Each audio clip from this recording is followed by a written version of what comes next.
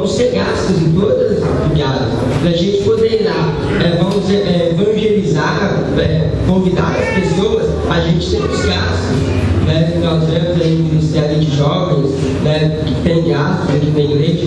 Então, nesse momento, a palavra de Deus mesmo fala que vocês têm que ajudar as ofertas, né? Nesse momento, eu vou fazer uma oração para você que tem condição de estar dizimando, ofertando na casa do Senhor.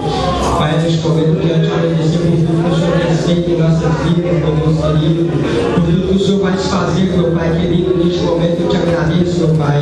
Pai querido, que o Senhor possa encher o coração dessas pessoas de alegria nesse dia, Deus querido. Meu Pai querido, que esse evento possa ser abençoado, Deus querido. Meu Pai querido, que os dias das ofertas que forem entregues ao teu altar, Deus querido, que não é do Senhor, mas para a tua obra crescer, meu Deus querido, para que nós possamos levar almas para o reino de Deus, querido. Eu te agradeço por tudo que o Senhor tem feito, Deus querido, por tudo que o Senhor vai fazer em nossas vidas, meu Pai. Em nome de Jesus, eu te agradeço.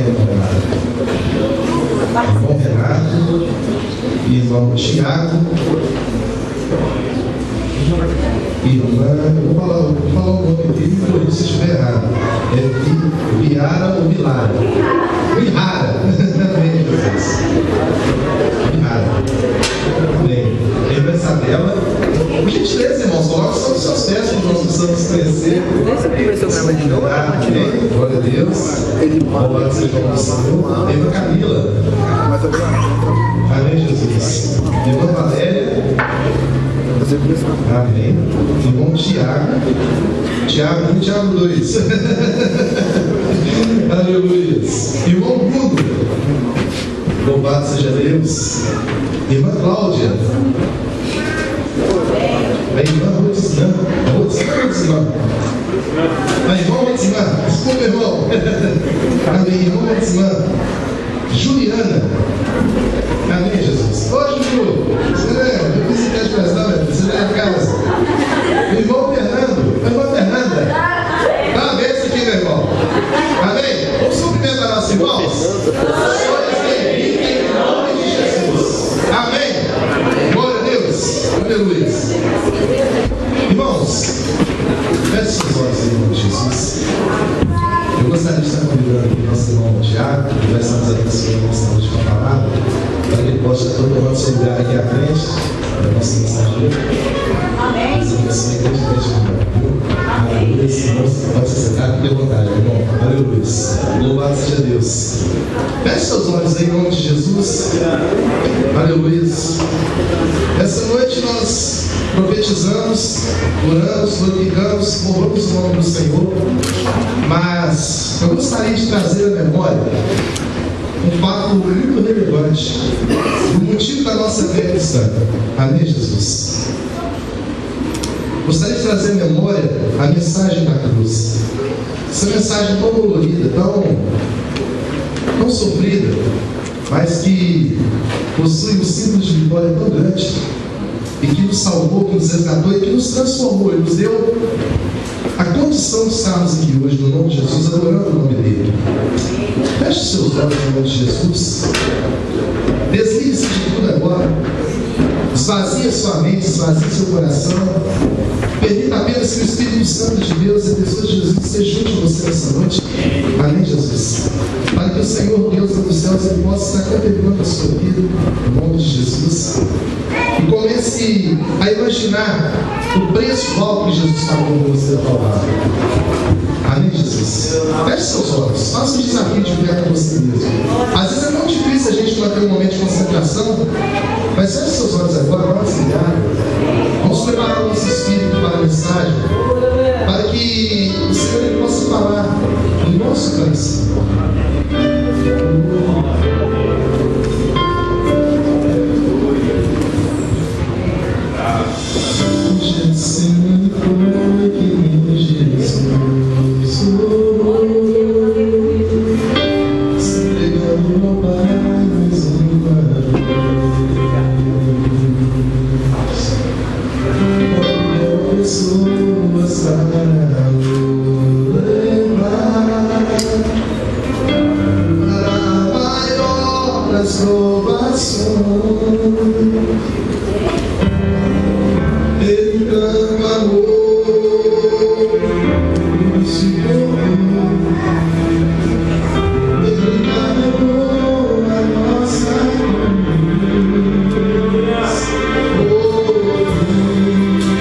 Stop.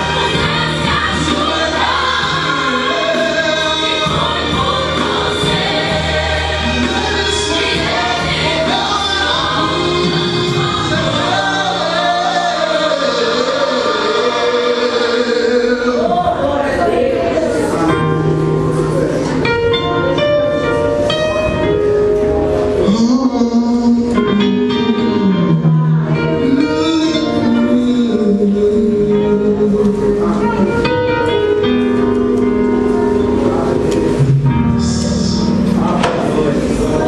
a mensagem da cruz permaneça no seu coração. Que você possa abrir agora o seu espírito para receber a palavra de Deus. Em nome de Jesus. Irmãos, boa noite. Paz bem? Se eu fosse embora para casa agora, já estava tudo bem. Que noite abençoada. Quantos creem nisso? Sabe que o Espírito de Deus está se movendo facilmente nesse lugar. Amém? Irmãos, é um prazer estar aqui de novo. Quantos lembram de mim? Quantos lembram do texto que eu preguei da última vez que eu vim?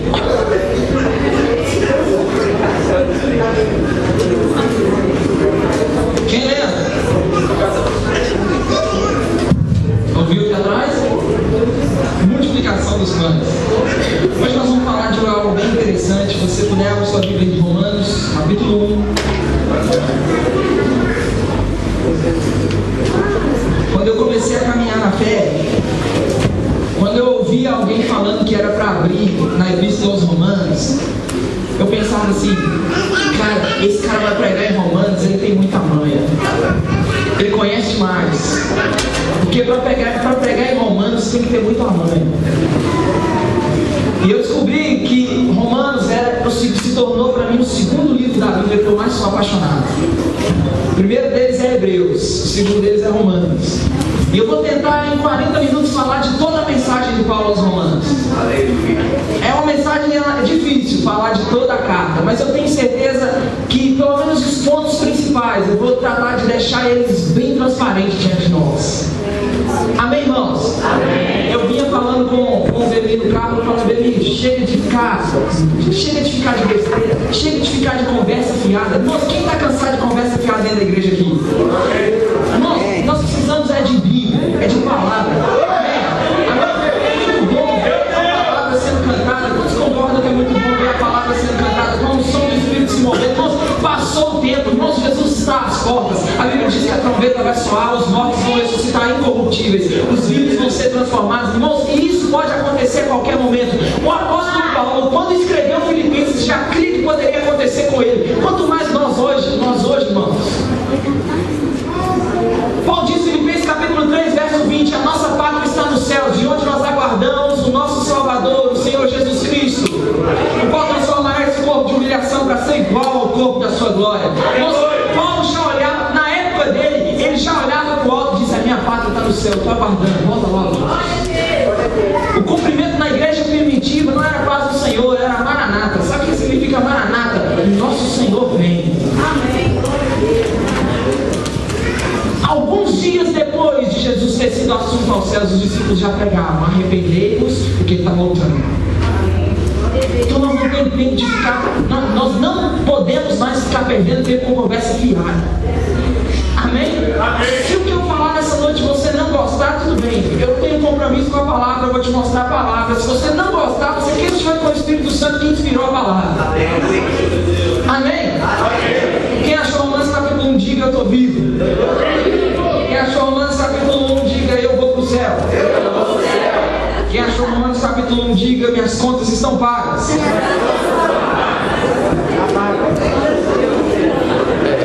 Olha só como o povo fica na hora que fala de conta paga.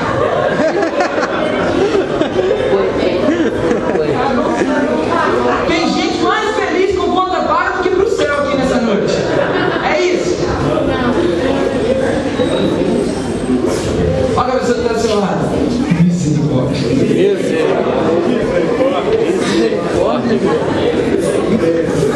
Vamos lá, irmãos. Romanos, quem achou?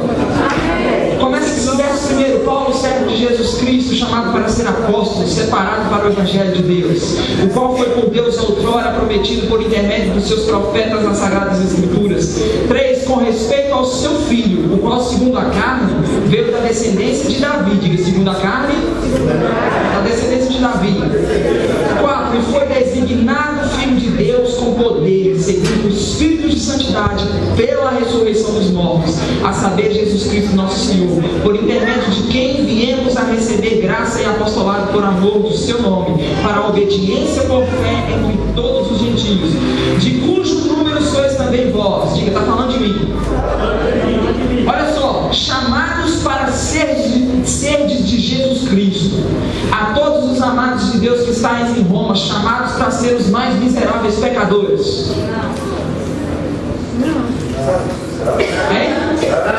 Chamado para serdes, graças a vós outros e paz da parte de Deus, nosso Pai, nosso Senhor Jesus Cristo. Vamos orar. Pai, obrigado por essa noite, obrigado pela sua palavra que foi cantada, que foi ministrada, é a sua palavra que, em nome de Jesus, nessa noite, nós vamos refletir sobre ela e ela vai achar lugar, terra fértil nos nossos corações, a ponto de florescer a 30, 60 e a 100 por 1. Em nome de Jesus, todo o poder do diabo será desfeito nos pensamentos, nos corpos, na vida dos meus irmãos nessa noite, porque nós cremos no seu poder, no poder da sua palavra, no poder do seu nome, Pai, em nome de Jesus, amém?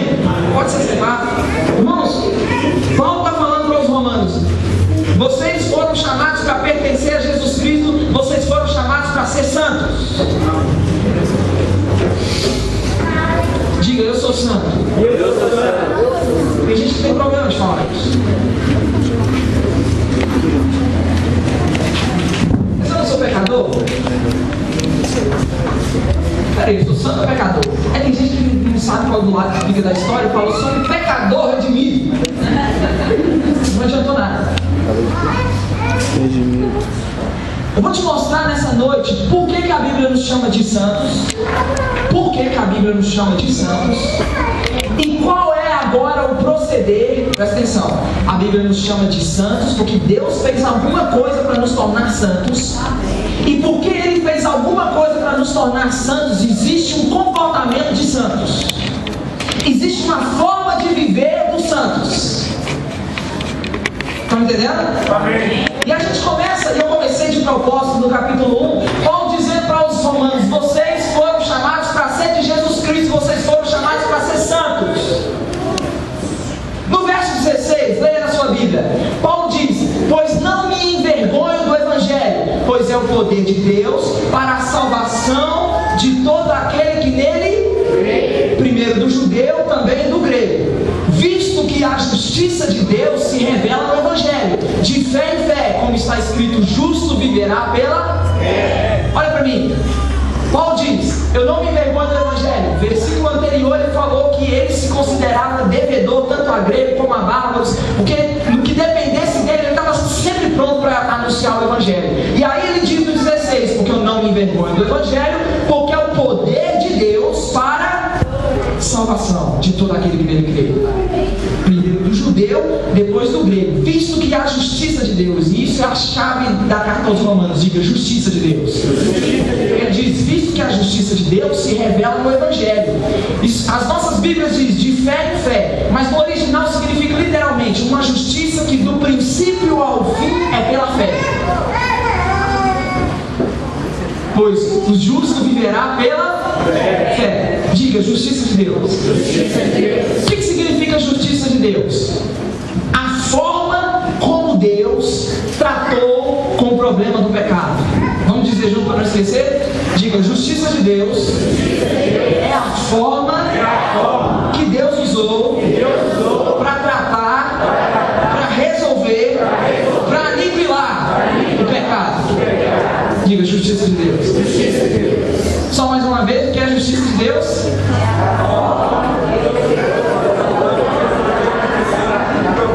Amém? Abre comigo, vai comigo para o capítulo 3 de Romanos. E aí Paulo vai fazer um paralelo. E ele vai mostrar que o homem, porque desprezou o conhecimento de Deus, Deus o entregou a uma disposição mental, entregou ele ao seu próprio pecado. E no capítulo 2 e no capítulo 3, Paulo vai colocar toda a criação debaixo do pecado, todo ser humano debaixo do pecado, ninguém escapa, todo mundo está na mesma condição. Leia comigo capítulo 3, verso 9. Capítulo 3, verso 9. Vocês acharam? Que se conclui: nós temos qualquer vantagem? E ele ele vai dizer isso porque ele estava falando a respeito de ser judeu, de ter a lei, de ter as alianças. E ele vai dizer, olha, temos nós qualquer vantagem com base em tudo que ele havia falado? Ele diz assim, não, de forma nenhuma, pois já temos demonstrado que todos, diga todos, tanto judeus como gregos, estão debaixo do pecado. Como está escrito, não há um justo sequer. Não há um justo nenhum sequer. Não há quem entenda, não há quem busque a Deus. Todos se extraviaram, a uma se fizeram inúteis. Não há quem faça o bem, não há nenhum sequer. Leia comigo verso 23. Romanos 3, 23. Pois quantos pecaram? Quantos pecaram, irmãos?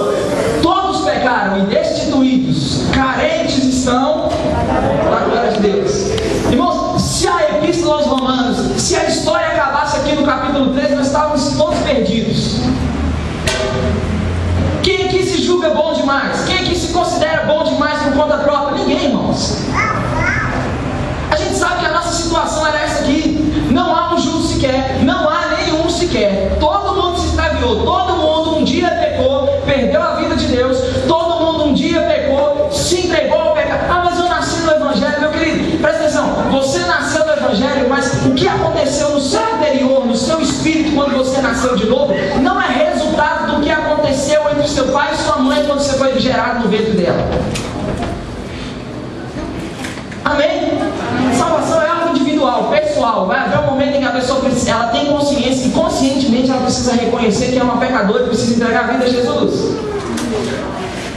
E olha a condição que a gente estava. Leia comigo 13. Olha só, a garganta deles é sepulcro aberto, com a língua urdem engano, veneno de víbora está nos seus lábios. Que peça rara, hein? Leia, continua lendo, 14. A boca eles a têm cheia de maldição e de amargura. São seus pés velozes para derramar sangue. Nos seus caminhos há destruição e miséria. Desconhecem o caminho da paz. Não há temor de Deus diante dos seus olhos. Diga, toda a humanidade estava nessa condição. Amém?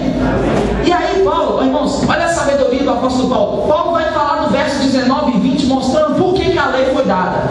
19. Ora, sabemos que tudo que a lei diz, aos que vivem na lei, o diz para que se cale toda a boca e todo o mundo seja culpável. Todo o que, gente? Todo o mundo seja culpável diante dele, diante de Deus, visto que ninguém será justificado diante dele por obras da lei, em razão de que pela lei vem o pleno conhecimento do pecado.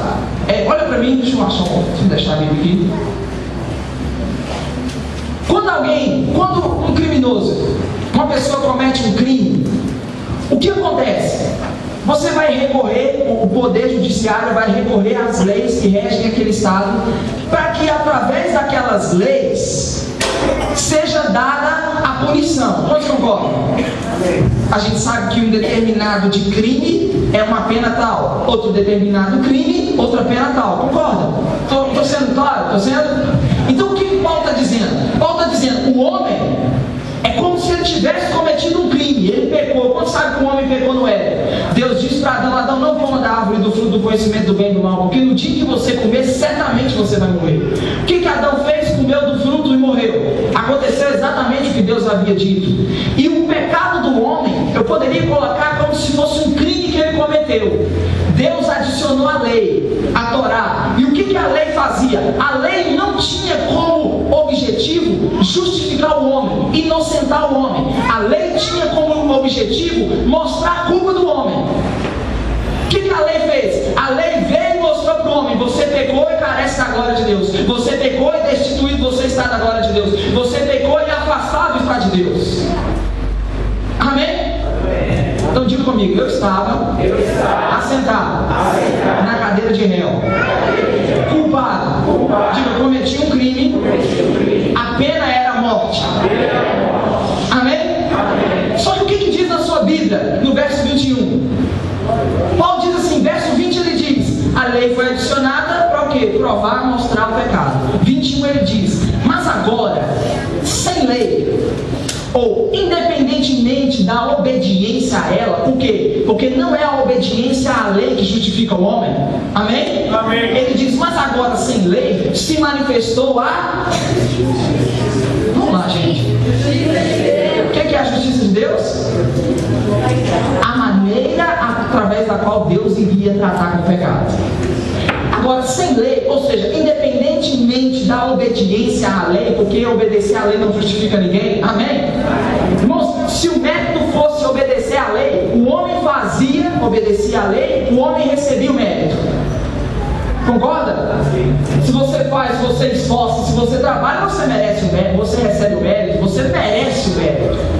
Só que Deus diz o seguinte: Deus mostra a lei e Deus dá a lei, e Deus dá a lei para mostrar para o homem quão pecador ele é, para que quando Deus pegasse o pecado do homem e resolvesse o pecado do homem, o homem entendesse o valor do perdão de Deus.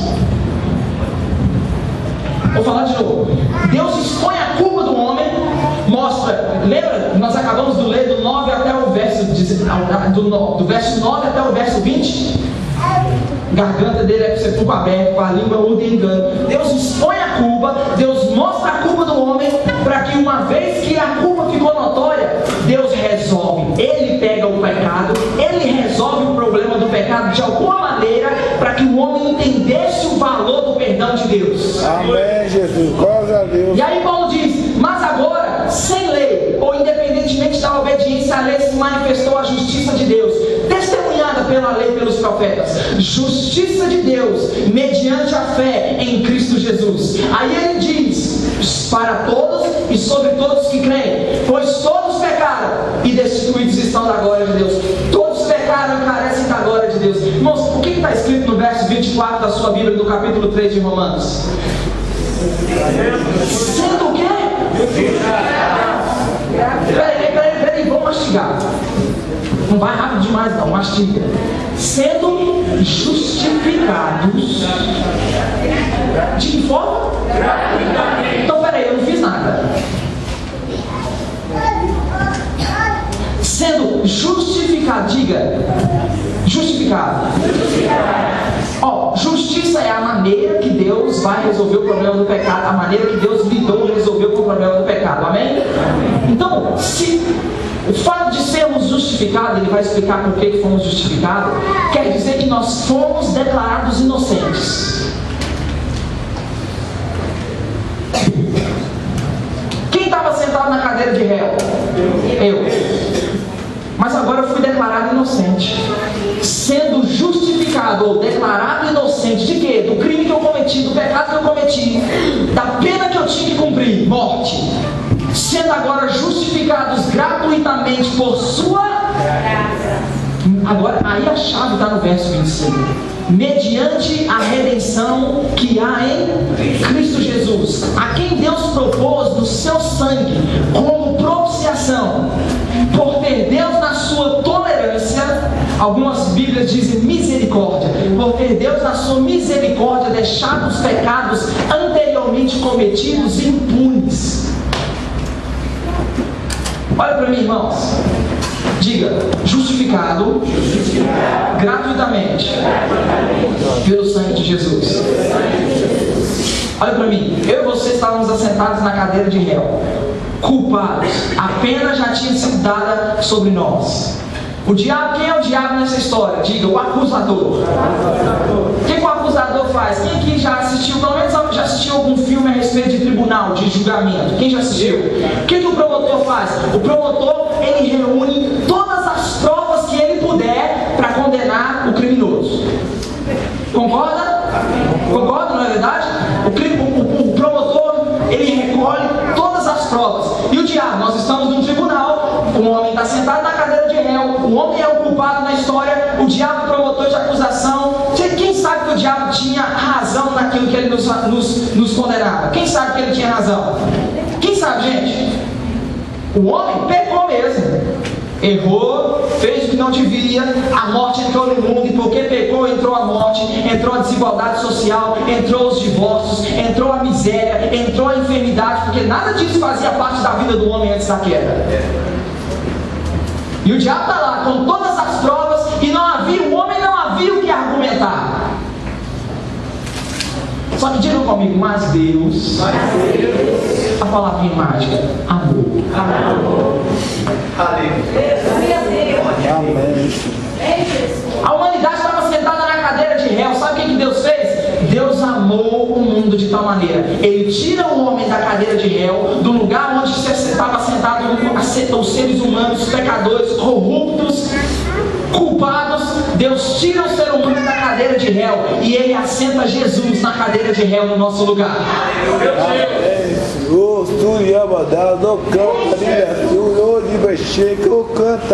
Só que o segredo,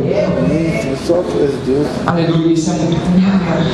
Jesus, fala, Jesus. Só que o segredo, irmãos, todos pecaram, destituídos estão da glória de Deus, sendo justificados gratuitamente mediante a redenção que há em... Diga redenção. A palavra redenção significa resgate através de um preço pago. Vamos dizer junto? Diga resgate através de um preço pago. Então, olha só, justificados gratuitamente mediante, por meio, através da redenção que há em... A quem Deus propôs o seu sangue. Diga sangue. Sangue aparece muito ou pouco na Bíblia. 1 Pedro capítulo 1, verso 18, Pedro diz assim, ora, 17 ele diz, se invocais como pais aquele que sem acepção julga segundo as obras de cada um, portai-vos com temor durante o tempo da vossa peregrinação, porque não fostes mediante coisas corruptíveis como prata, ouro, ou coisas semelhantes que fostes resgatados do vosso fútil procedimento que vossos pais vos legaram, mas pelo precioso sangue, diga precioso, mas pelo precioso sangue, como de cordeiro sem defeito e sem mácula, o sangue de Cristo, conhecido com efeito antes da fundação do mundo, diga conhecido antes da fundação do mundo. Aí Pedro diz assim, porém, manifestado agora, nos últimos tempos, por amor de vós. Tem tudo a ver. Diga, o sangue foi conhecido antes da fundação do mundo. Peraí, antes da fundação do mundo, ele está falando de Gênesis 1. Amém? O que diz Gênesis 1? No princípio. Então ele está falando que o sangue foi conhecido antes da fundação do mundo. Amém? Amém. Irmãos, olha para mim e viaja como isso é maravilhoso. O sangue foi conhecido antes da fundação do mundo. Eu imagino Deus projetando a criação. Eu vou fazer separação entre águas e águas, sol e lua para iluminar, para serem como luzeiros que vai iluminar a terra. E ele diz, eu vou fazer o homem. Diga, Deus disse. Deus disse. O que Deus faz? Quando Deus diz alguma coisa, Ele vela sobre a palavra dele para se cumprir. Amém? Então Ele disse, Gênesis 1:26, façamos o homem à nossa imagem conforme a nossa semelhança. Mas quantos sabem que Deus é amor? Amém? 1 João 4,16 diz que Deus é amor. Quantos sabem que o amor não busca os seus próprios interesses? O amor não é egoísta. 1 Coríntios capítulo 13, verso 5 diz que o amor não se ufana, não se ensoberbece. O amor não é egoísta. O amor não procura os seus próprios interesses. Presta atenção. Está comigo? Presta atenção. Deus é amor e o amor não procura os seus próprios interesses. Então, se Deus é amor e não procura os seus próprios interesses, Deus não podia fazer do homem seu brinquedo de estimação, sua marionete. Deus tinha que dar ao homem uma segunda opção, se assim o homem quisesse. Porque aí Deus estaria buscando o seu próprio interesse, concorda? Se o homem tivesse sido criado sem nenhuma outra opção, ou seja, foi criado somente para adorar a Deus, viver para a glória de Deus, administrar, governar a terra, sem ter outra opção, Deus não estaria agindo em amor, Deus estaria buscando o seu próprio interesse, concorda? E quantos sabem que muitas vezes a gente fala que ama, mas a gente não ama, a gente manipula. Deus ama, Deus não manipula. Então Deus cria o homem e Ele coloca uma árvore no Éden chamada árvore do conhecimento do bem e do mal. E o que era a árvore do conhecimento do bem e do mal no Éden? Revelação do amor de Deus. Por quê? Porque era Deus provando para o homem que ele tinha uma segunda opção, se assim ele quisesse.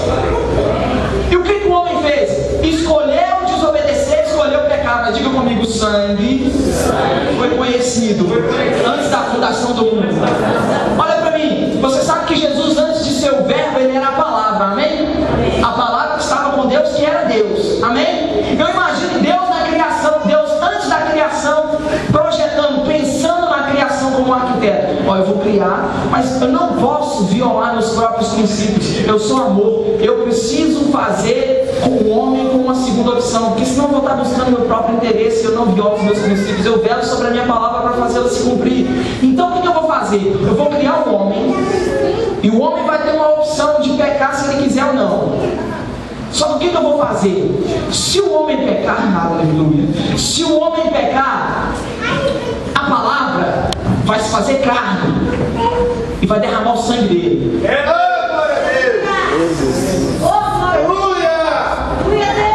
Diga, o sangue foi conhecido como efeito antes da fundação do mundo. Deus projetou tudo. Estão entendendo, irmãos? Deus projetou tudo e ele tinha tudo em mente. Se o homem pecar, se por um acaso o homem pecar e se desvirtuar do propósito original dele, não vai ter problema. A palavra vai se fazer carne com sangue inocente, com sangue puro, com sangue que não vai se manchar com o pecado e vai se entregar. O que acontece? João capítulo 1 diz assim: no princípio era o verbo estava com Deus, o verbo era Deus. Ele estava no princípio com Deus, todas as coisas foram feitas por intermédio dele, sem ele nada do que foi feito se fez, a vida estava nele, e a vida era a luz dos homens. João 1,14 diz assim: o verbo se fez. A melhor tradução seria: o verbo tabernaculou. Diga, tabernaculou. O que é isso, tabernacular? É como se a palavra estivesse habitando nessa casa humana. Entende? É como se esse corpo que Jesus teve, semelhante ao nosso, quantos creem nisso? É como se esse corpo semelhante ao nosso fosse habitado pela palavra. Entende? Você mora na sua casa, não mora? Não mora? Você mora na casa. O que Deus fez? A palavra habitou na casa, corpo. Entendeu? Só que olha para mim, irmãos, a palavra já existia. Quem entendeu isso? Amém. O anjo disse para Maria: Maria, salve agraciada, o Senhor é contigo. E ela ficou perturbada por causa da salvação, e ela disse assim: olha, você vai ter um filho. E como que eu vou ter um filho se eu não conheço o homem? Ela disse: não se preocupe, vai descer sobre ti o Espírito Santo. O Altíssimo vai te envolver com a sua sombra, porque o que vai nascer de você é santo. Diga, estava chegando a hora de o sangue que tinha sido conhecido antes da fundação do mundo ser derramado. Bate no peito e fala: por amor a mim. O que acontece com Jesus? 12 anos no templo. 12 anos. A mãe e o pai esqueceu dele. A mãe e o pai esqueceu de Jesus. E aí vão lá procurar Jesus, e Jesus vai falar: não, eu tenho que cuidar dos negócios do meu pai. E toda pessoa que está falando, diga: 12 anos. 12 anos. Olha para mim, olha para mim. 12 anos o homem já tinha consciência do que era chamado para fazer. Tem gente que passa 40, 50 anos da vida sem nunca nem colocar um dedo, a ponta da unha naquilo que Deus chamou elas para fazer.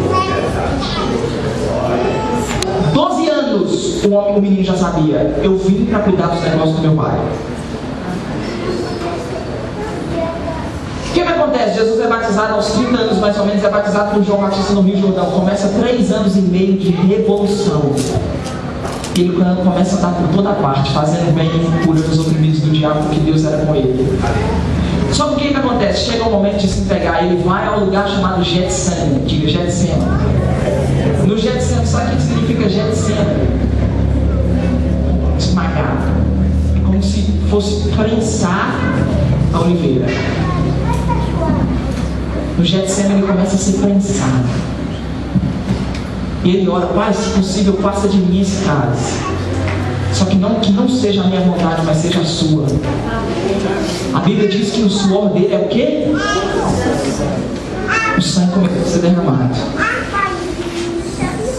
Quantos lembram que o sangue dele não foi manchado com pecado? Ele não cedeu à tentação para o diabo no capítulo 4 de Mateus. Ele sai daquele lugar e ele começa a ser açoitado, socos, pontapés, diga, sangue sendo derramado. Eles colocam ele na cruz romana. E a cruz, irmãos, para nós hoje, ela tem um símbolo poderoso por causa do que Jesus fez, amém?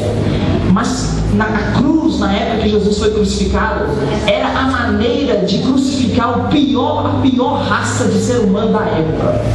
A cruz romana era o lugar onde se crucificavam somente os piores criminosos da época. E Jesus, as mãos e os pés dele são traspassados, diga, sangue derramado. Na cruz, ele diz, tetelestai, está consumado. O que está consumado? A antiga aliança. O sumo sacerdote ia entrar uma vez por ano com sangue de cabritos e de ovelhas no lugar chamado Santo dos Santos e aspergir sobre o propiciatório, sobre a tampa. Ele diz, acabou, está consumado. Eu sou o verdadeiro cordeiro. Era aqueles sangues que foram derramados, era só sombra do verdadeiro sangue que agora foi derramado por vocês. Está acabado aquela história toda de ano após ano, o sumo sacerdote entrar no Santo dos Santos. Acabou, tetelestai, está consumado. Jesus expira na cruz. A Bíblia não diz que ele foi para o céu, a Bíblia diz que ele foi para as regiões mais baixas da terra. Mateus capítulo 13 diz que como Jonas esteve, Mateus capítulo 12 diz que como Jonas esteve 3 dias e 3 noites no coração do peixe, importava que o Filho do Homem estivesse 3 dias e 3 noites no coração da terra. Efésios capítulo 4 verso 8 diz que ele desceu às regiões inferiores da terra. Diga o sangue. Isso é muito poderoso.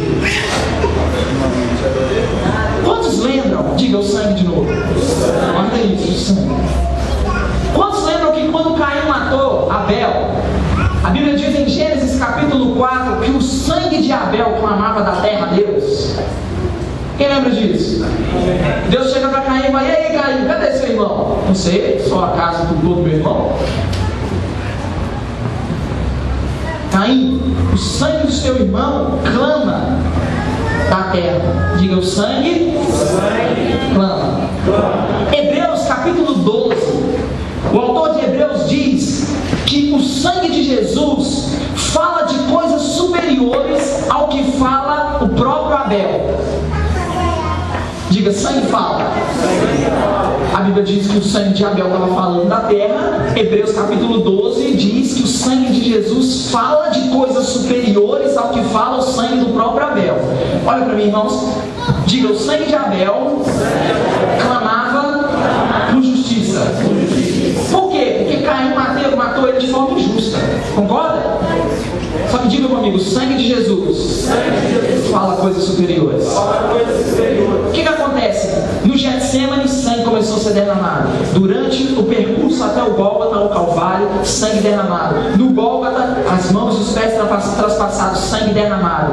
A terra abriu a boca para receber o sangue de Jesus. Jesus morre, expira, entrega o Espírito, vai para aquela região inferior à terra, só que o sangue dele começou a clamar da terra. Um justo não pode ficar na morte. Sangue inocente não pode ficar na morte. Sangue inocente não pode ficar na morte. A Bíblia diz em Efésios capítulo 1 verso 19 que o poder de Deus invadiu aquele lugar. A sobressalente grandeza do poder de Deus invadiu aquele lugar, ressuscitando Jesus dos mortos. Jesus aparece à terra. João capítulo 20 diz que Maria vê ele, e Maria pensa ser um jardineiro. Não é verdade? Quantos lembram? Só que Maria vai de João, Jesus disse para Maria assim: não me detenhas, porque ainda não fui para o meu pai. Diga, ele não tinha ainda ido para o pai. O que Jesus faz? Irmãos, Eu não sei como isso aconteceu. Eu só sei que aconteceu. O sangue dele, olha para mim, o sangue dele, da mesma maneira que o sumo sacerdote entrava uma vez por ano com sangue de animais, naquele lugar chamado Santo dos Santos, para expiar o pecado dos filhos de Israel, o sangue de Jesus pega o sangue dele e ele vai diante de Deus com o sangue dele. Diante de Deus, ele apresenta o sangue dele. E o sangue dele, irmãos, apresentado diante de Deus, não era para anunciar um ano só de perdão, não. O sangue dele apresentado diante de Deus é para que se cumprisse o que está escrito em Romanos capítulo 3, verso 24: justificados gratuitamente por sua graça, mediante a redenção que há em Cristo Jesus, a quem Deus propôs o seu sangue, o sangue inocente, o sangue justo, o sangue imaculado que nunca, o sangue que nunca tinha sido manchado com o pecado, o sangue que clamou da terra e tirou Jesus dos mortos, irmãos, o sangue que nos justificou. Aleluia. Aleluia. Aleluia. Quem está aprendendo alguma coisa aqui? O que Deus faz? Eu e você estávamos assentados na cadeira de mel. Deus ama o mundo de tal maneira. Aleluia. Deus ama o mundo de tal maneira que tira eu e você da cadeira de mel e coloca Jesus o inocente assentado na cadeira de mel, para que o sangue dele inocente fosse derramado, para que nós fôssemos justificados. Diga: eu estou justificado. Sabe o que é estar justificado? Olha para mim, você nunca mais vai esquecer isso na sua vida. É estar diante de Deus. Quem está me ouvindo? Olha para mim. É estar diante de Deus sem culpa, sem condenação, como se pecado nunca tivesse existido.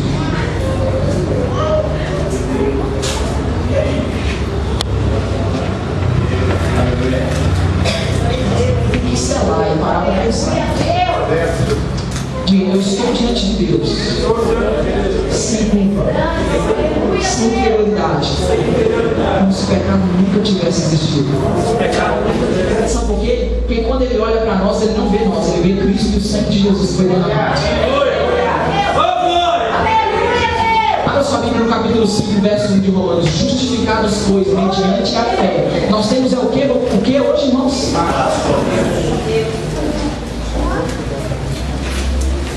Aleluia. Justificado mediante a fé, nós temos paz. Diga: paz. Sabe o que significa paz com Deus? Relacionamento, intimidade, comunhão. Olha para mim. Quantos sabem que se o sumo sacerdote entrasse de forma indigna, com pecado, no Santo dos Santos, ele caía fulminado, morto? Quantos sabem? Ele entrava com tanto de sininho amarrado na cintura, com uma corda. Por quê? Se ele caísse morto lá dentro, ninguém era doido de entrar lá. Então ele caiu morto, o sininho parou de balançar, parou de fazer barulho, puxavam ele pela corda, porque ninguém podia entrar lá, porque era um lugar santíssimo, era a presença santa de Deus, onde nenhum pecador podia se aproximar. Amém? Amém. Só que Paulo diz em Romanos 5, que nós somos justificados. E nós temos hoje intimidade, paz com Deus, por intermédio de nosso Senhor Jesus Cristo. Como que você me prova que a presença do Espírito Santo está em você? Como? Eu ando em amor. Não. Como você me prova que a presença do Espírito Santo está em você? Quem ora em línguas? Quem ora em línguas aqui, irmãos? Amém. Então, ora. Vamos, gente. Quem ora em línguas? Amém. Então vamos. Não parece que eu estou no livro de Federal. Glórias a Deus, ô Baixê, canal, ô Suri canta linda, ô Suri Yabutaz, ô canta linda, ô Suri Yabutaz, ô Jesus, tu és Deus, não há outra Jesus, ô glória a Deus, ô canta linda, Suri Yabacata linda, Suri, ô Suri Yabadaz, ô Suri canta linda, Suri. Sabe o que é maravilhoso?